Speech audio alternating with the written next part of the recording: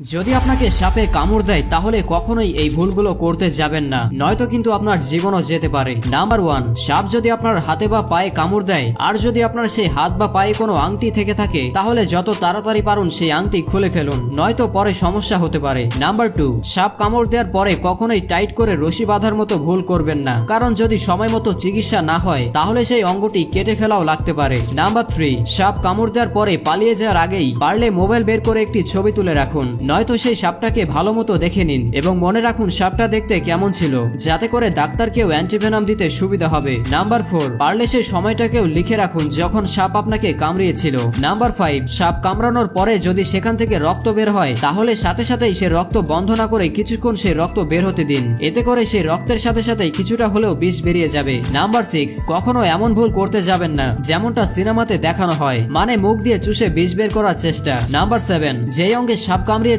সেই অঙ্গটি বেশি নড়াচড়া করবেন না, নয়তো বিষ শরীরে দ্রুত ছড়িয়ে পড়তে থাকবে। নাম্বার 8, সাপ কামড়ালে কখনোই বেশি উত্তেজিত হবেন না বা ভয় পাবেন না, কারণ হতেও পারে সাপ শুধুমাত্র আপনাকে কামড়িয়েছে এবং সাপ আপনার শরীরে বিষ ঢালেওনি। নাম্বার 9, যেখানে সাপ কামড়িয়েছে সেখানে অযথা কোনো মলম বা ক্রিম লাগাতে যাবেন না। নাম্বার 10, সব থেকে গুরুত্বপূর্ণ ব্যাপার হচ্ছে সাপ কামড়ানোর পরে কখনোই সাপুরে বা কবিরাজের কাছে যাবেন না, সরাসরি হসপিটালে চলে যান। ভিডিওটি চাইলে আপনার পরিবারের সদস্যদের সাথে শেয়ার করতে পারেন এবং একটি লাইক দিতে পারেন। আজকে আমি মোস্টপ্লে অ্যাপ সম্পর্কে বলবো।